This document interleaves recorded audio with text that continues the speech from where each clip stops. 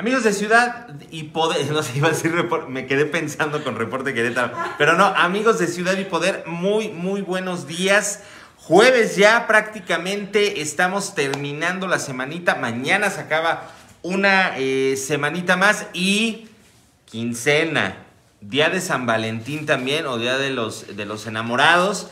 Ya si no tienes tu regalito, métete a reportequerétaro.com para que busques, porque tenemos, todos los negocios están en Reporte Querétaro, porque, híjole, no, voy a hacer una recomendación, si me lo permiten antes de empezar, porque se les va a antojar. En la Piccola Italia tienen unas cajitas, o sea, ya va eso de flores, no sé qué. Imagínate que le mandes una pizza a tu amor con esta pasta, ¿cómo se llamaba, mi querido Jorge? ¿Fettuccine? Fettuccine, pesto, pero también tienen enfrente la cenaduría, gorditas, quesadillitas. No, yo estoy antojadísimo. Hay de todo. Es que ahorita Greta es para que nos dé hambre, ¿verdad? ¿Cómo estás? No, pues yo ya está, todo se me está moviendo aquí, mi querido. Sí. Para ir a comer. Oye, yo pensé que ibas a decir ya de los desafortunados, pero para bueno, algunos, sí, para sí, algunos. Sí. Amigos de Ciudad y Poder, muy buenos días. Estamos en otra entrevista más aquí en Ciudad y Poder. Y pues hoy se encuentra con nosotros Rosa María Cárdenas, que es precandidata a la, Rosa María Córdoba. Perdóneme, Rosa María Córdoba, que es precandidata por Morena a la alcaldía aquí en Querétaro, en el municipio. Perdóname, Rosa María, ya tanto cambiado el apellido. Bienvenida aquí a Ciudad y Poder. Muchas gracias por la invitación. Aquí estamos. Oye, pues vamos a hablar ya de pues este proceso que se viene. Ya concluyeron los registros a las precandidaturas. Entras tú en un pool ahí interesante porque hay bastantes aspirantes, vamos a decirlo, en esta precandidatura a la presidencia municipal de Querétaro por Morena. ¿Cómo ves tú este proceso, este terrenito donde tú le entras? A mí se me hace muy interesante, a partir de lo que acaba de mencionar el compañero, se me hace muy interesante que existan tantos aspirantes, porque eso habla de una dinámica muy fuerte en la vida pública. Eso habla de que nos estamos haciendo cargo de los asuntos públicos y qué bueno que cada día seamos más y que las organizaciones sociales estemos viendo como una posibilidad muy grande estar en los espacios de toma de decisión con las agendas que tenemos, con los proyectos que ya venimos trabajando desde el movimiento social, que podamos entrar a esta disputa por un espacio de toma de decisión. Entonces, me parece muy interesante. Miren, yo soy maestra de profesión y yo recuerdo todavía antes del 2000, en 2005, siendo maestra de historia, era muy difícil que los chicos se interesaran, que hubiera un interés desde ellos por saber de política. Ya en el proceso del 2000 hacia el 2015 fue otra situación completamente diferente. Yo en ese momento ya no era maestra de grupo, era subdirectora de una escuela, y cuando en algún momento no había algún maestro y que entraba yo al grupo, y los muchachos les surgía saber de política. ¿Y qué piensa del PG? ¿Qué piensa de...? Y empezaban a preguntar los muchachos. Entonces, yo creo que una de las grandes ganancias que hay, independientemente de quién gane, bueno, es importante quién gane y qué proyecto tenga, pero es muy importante que la política empiece a ser un tema de conversación de las nuevas generaciones, de las generaciones que ya no somos tan nuevas, es decir, que todos nos hagamos cargo de la política. Eso es muy importante. Es muy importante porque cada vez vamos a ir teniendo una sociedad más participativa que se vaya haciendo cargo de los asuntos públicos.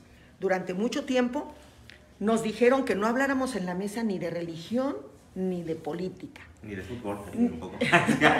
Y yo digo que no, que ahorita tenemos una pequeña discusión y esto no implica que nos estemos peleando. Estamos dialogando, estamos colocando nuestros puntos de vista y eso nos hace crecer. Pero además, participar en política es hacernos cargo del otro. Hacerme cargo de mí, pero también en el nosotros, no nada más en mi particularidad, sino hacernos cargo del nosotros. Entonces, a mí me parece muy interesante, pero además lo más interesante es qué proyecto tenemos cada uno de los aspirantes a una candidatura. sea la candidatura para la presidencia municipal, sea para el Congreso, sea, ¿qué es lo que nos mueve a participar? A mí eso me parece fundamental. ¿Con qué proyecto te colocas? Porque además no estás pidiendo un empleo, no venimos a pedir un empleo, venimos a solicitar un espacio, venimos a decirle a la ciudadanía, queremos el movimiento social, las organizaciones sociales, un espacio para poder avanzar nuestras agendas desde un espacio de toma de decisión. Oye, nada más un puntito ahí, pero al final sí es un empleo, ¿no? El espacio donde se está buscando, claro, un empleo, y que pues también nosotros como ciudadanos, como patrones, pues que nos puedan responder, ¿no? Totalmente de acuerdo. Eso está complementando. Sí, pero eso no es lo que te mueve. Claro. Eso no es lo fundamental, ¿no? Sí. Tenemos posibilidad de tener otros empleos. Yo vengo de una familia de emprendedores. Durante toda mi vida he combinado ser estudiante con ser maestra, ser ama de casa, ser esposa, ser madre, con ser comerciante. Yo soy fundadora del Mercado Lomas de Casablanca. Estaba en quinto año cuando... yo cursaba quinto año cuando empecé a trabajar en el Mercado Lomas de Casablanca. Iba en una primaria vespertina y por la mañana estaba en el mercado. Soy hija de una mujer muy trabajadora, soy miembro de una familia de emprendedores, de comerciantes, todos mis hermanos son comerciantes. Y yo hasta el mes de diciembre, mediados del mes de diciembre, empecé a dejar de trabajar cuando se vino esta segunda oleada en la que se cierran los comercios, y entonces ya no me pudieron emplear a mí para poder mantener el empleo con las trabajadoras que no son de la familia.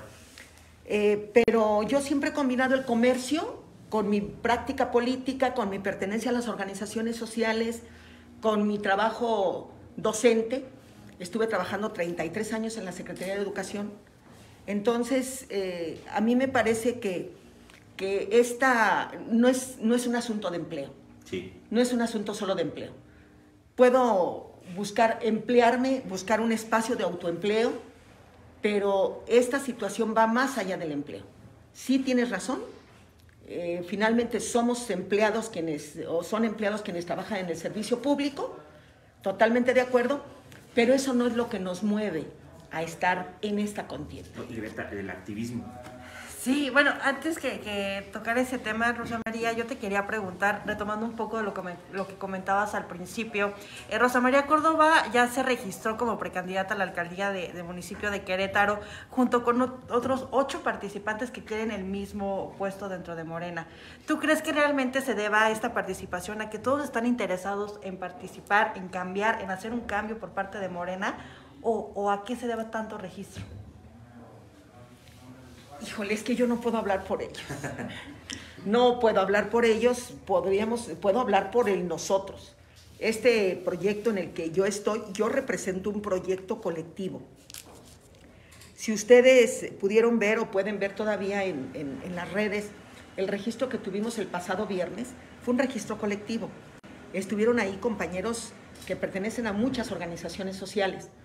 Entonces, en una asamblea se nombra quién va a representar el proyecto, pero este es un proyecto colectivo que nosotros ponemos a disposición de la sociedad con el método de trabajo que tenemos en las organizaciones sociales. ¿Cuál es ese método de trabajo? Nosotros siempre las decisiones las tomamos en asamblea, nunca son decisiones personales. Por lo tanto, este no es un proyecto personal, es un proyecto de asamblea, es un proyecto de una gran cantidad de organizaciones sociales. La segunda parte del método es que establecemos un compromiso de trabajo. ¿Queremos solucionar algo? ¿A qué me comprometo? ¿Qué voy a hacer para solucionar ese problema? ¿Cómo lo podemos solucionar desde nuestra gestión, desde nuestra autogestión, y cómo podemos gestionar lo que ya no podemos? Es decir, también reconocemos que las organizaciones sociales no lo podemos hacer todo y que necesitamos ayuda de externos, ayuda de personas que tienen conocimiento específico en alguna área. Y la situación es que todo el tiempo trabajamos la democracia participativa. Nosotros, si revisamos muchos de los problemas que tenemos en el municipio, tienen que ver con que no incluyen a las comunidades, a la población, a los barrios, a los comités de colonos, en el inicio del diseño de la obra. Todo el tiempo se hace probablemente desde un escritorio y ya cuando la gente esté en contra de cualquier proyecto, entonces ven a ver qué pueden hacer, ¿no? O cómo pueden remediar lo que ya no hicieron. Nosotros decimos que no, que tenemos que participar todos, que todos tenemos que decidir y que nadie puede saber mejor qué es lo que necesita su calle, su comunidad, su barrio, más que los que viven ahí. Entonces tenemos que regresar. Ustedes, bueno, no dicen que no debo de decirlo así, les iba a decir, ustedes son muy jóvenes. Tú también, oye. Pero en los 70s, en los 80s, más cargado hacia los 70s, había una vida asamblearia muy fuerte en las colonias. Los comerciantes se reunían todos los jueves y decidían qué van a hacer, cómo. Es decir, todavía, por ejemplo, también en el mercado hace unos 10, 15 años, 20, era muy dinámica la vida en asamblea. Entonces tenemos que regresar a esas formas de trabajo y por eso nosotros decimos que no podemos suplantar la decisión que tome un colectivo. Sí, claro. ¿Sí? No, y no te ves tan lejos, Rosa María. O sea, todavía hace algunos años conocíamos a nuestros vecinos. O sea, ahorita yo de verdad que no sé. Yo vivo en un edificio, o sea, nomás conozco a la de al lado porque de verdad que sí nos hemos tan ensimismado en esta parte. Todo vamos a decir, esto que has aprendido de esta participación, democracia participativa y todo, se da por el activismo. ¿Cómo es que tú, Rosa María, de pronto dices, a ver, yo quiero ir un poquito más allá, quiero organizar, porque eres activista y sobre todo en la parte del magisterio? ¿Cómo es que se da este cambio de chip de decir, no, espérame, tengo que hacer un cambio, por ejemplo, en mi sector? Bueno, pertenezco a una organización sindical del magisterio. No estamos, yo ahorita estoy fuera porque sigo cesada. A mí no me han reinstalado. Ah, caray. Entonces, emprendimos una lucha muy fuerte, muy organizada frente a la reforma educativa. Lo hicimos desde 4 ejes. El jurídico, es decir, en el marco de la ley. Todo fue dentro del marco de la ley.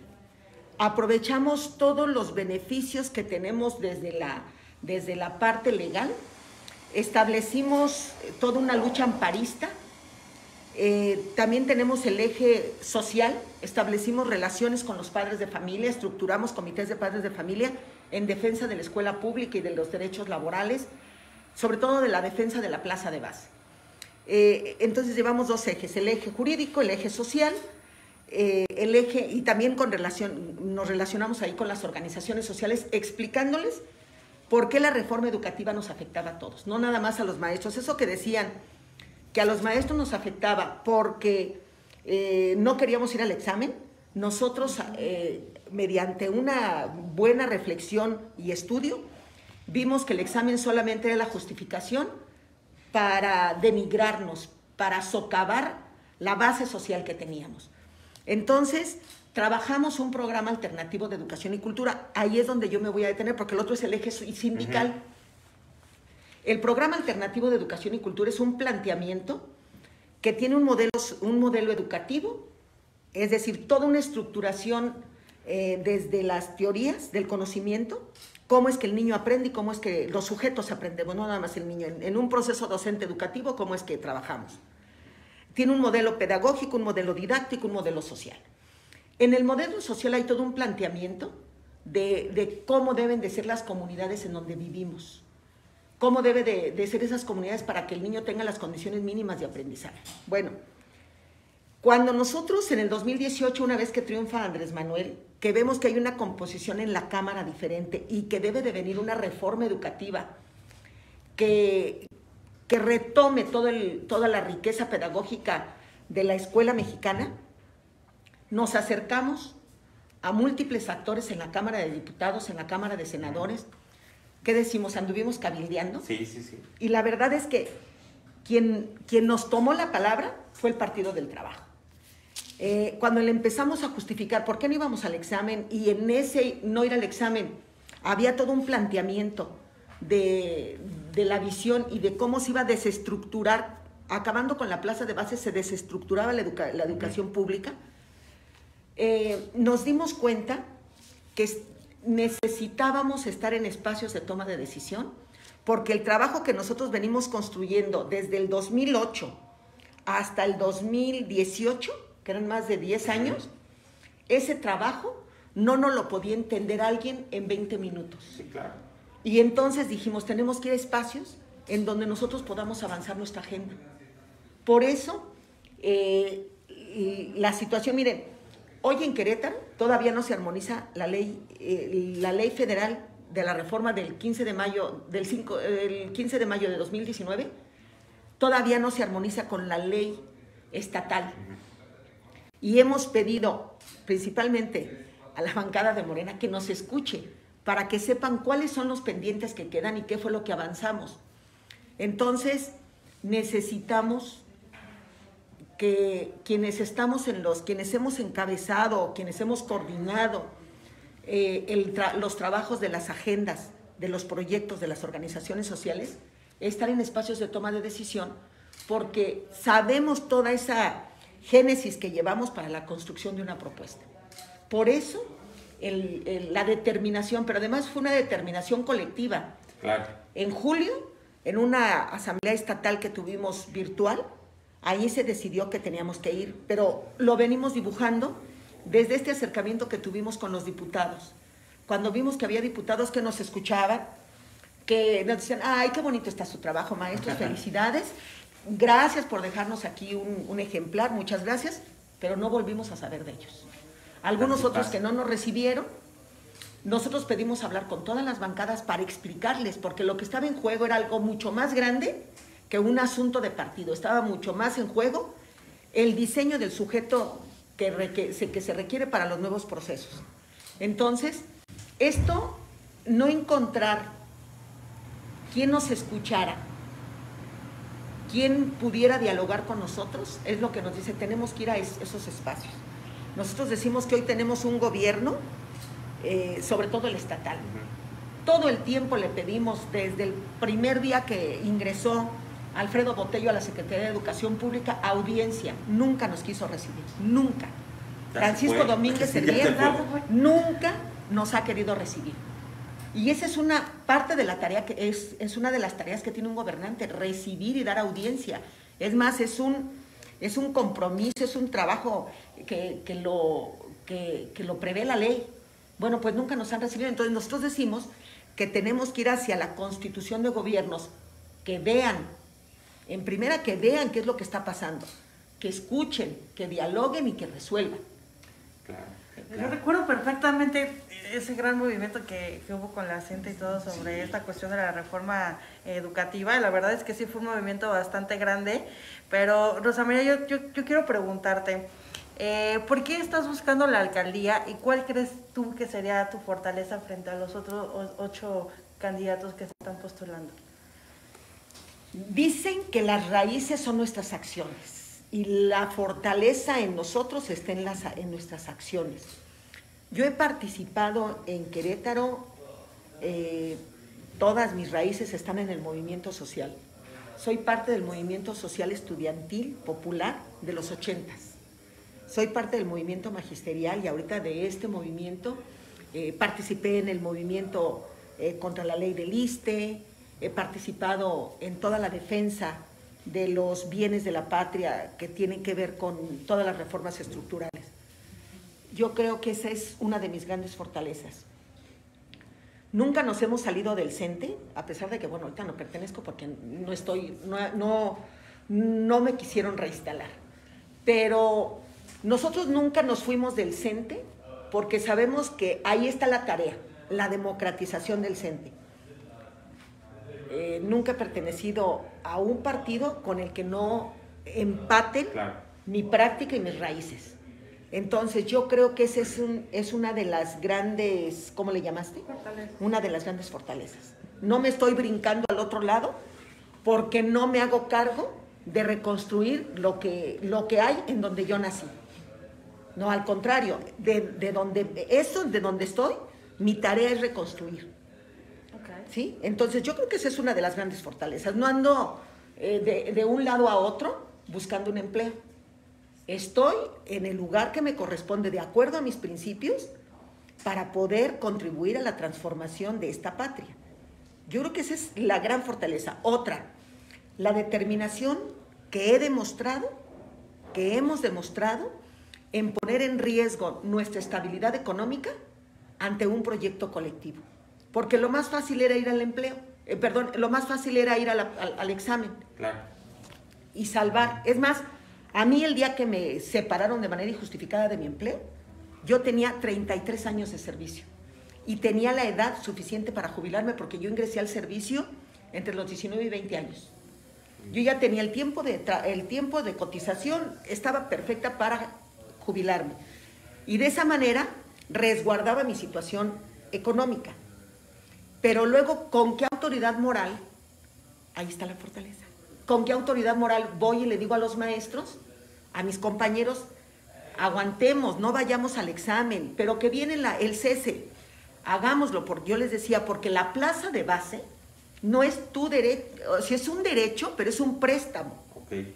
¿Sí? Hubo un tramo de la historia en donde alguien dijo, los maestros, específicamente Mujica, los maestros, debe de haber un sujeto que disemine la cultura en las comunidades y en las escuelas y debe de estar de manera permanente. Esa es la plaza de base. Entonces, invitar a los compañeros a que resistieran, ¿con qué autoridad lo iba a hacer cuando yo no fui capaz de resistir? Esa es otra fortaleza. He demostrado durante este tiempo, tengo sin el empleo desde el 5 de mayo de 2016, voy a cumplir 5 años, y esa es una gran fortaleza. O sea, no corro en el primer momento en el que veo una amenaza. Y entonces, como hay una amenaza a mi estabilidad, me voy a donde hay mejores condiciones que crearon otros. Yo creo que esa es una gran fortaleza. Mi congruencia, mi determinación. A que no me doblo en el primer momento que alguien o que no vea las condiciones, ¿no? Cuando en el momento que no hubo las condiciones no me arrendé, al contrario. También lo hice porque había un grupo de compañeros, había un trabajo. Esa es la importancia del trabajo colectivo. Pues creo que, pues digo, de entrada felicitarte porque hablamos de, digo, estás haciendo política, pero también no eres la política a la que estamos acostumbrados en México, como bien dices, ¿no? De ya no tener ni siquiera las convicciones fuertes, ¿no? Ahí los vemos saltando de partido en partido, sin respetar sus ideologías, y pues de entrada felicitarte por esa parte, maestra. Pero a ver, ya para terminar de obtener esta postulación por el partido Morena a la presidencia municipal, ¿buscarán alguna candidatura en común con alguna otra fuerza política?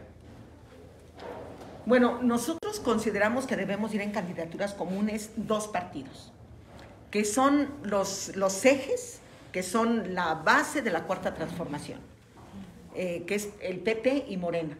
Nosotros creemos que si queremos lograr un cambio en Querétaro, más ahora con todo lo que hemos escuchado y más ahora con todo, nos surge que llegue un aire nuevo a las estructuras gubernamentales. Nosotros creemos que debemos ir en candidatura común Morena y PT. Okay. ¿Sí?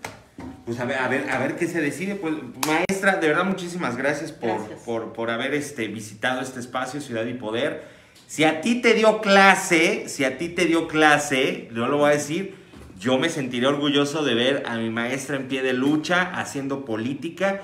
Si no pusiste atención, ni modo. Si sacaste 5, no fue culpa de la maestra, fue culpa tuya. Muchísimas gracias, maestra Migretita. Bueno, maestra, fue un gusto tenerla aquí en Ciudad y Poder. Esperemos de su casa que regrese aquí con nosotros y pues tiene las puertas abiertas para posteriormente hablarnos a lo mejor de propuestas. Ya. En cuanto ustedes me inviten, nosotros aquí vamos a estar. Mira, no necesitas invitación, más bien cuando tú quieras venir, esta es tu casa. Muchas gracias. Nada más nos echas una llamadita con todo gusto y esta es tu casa. Y gracias. Bueno, pues amigos, vámonos porque ya es juevesito. Yo les recomiendo que Estamos en pandemia, si van a hacer algún regalo para este 14, háganlo por teléfono, mejor pidan o váyanse de una vez a buscarlo, porque no te quiero platicar, Greta, el sábado esto va a estar aguas, por favor. Vámonos, mi Gretita. Vámonos, mi Cañitas, un gusto estar contigo, amigos de Ciudad y Poder. Nos vemos el día de mañana con una entrevista más. Nos vemos.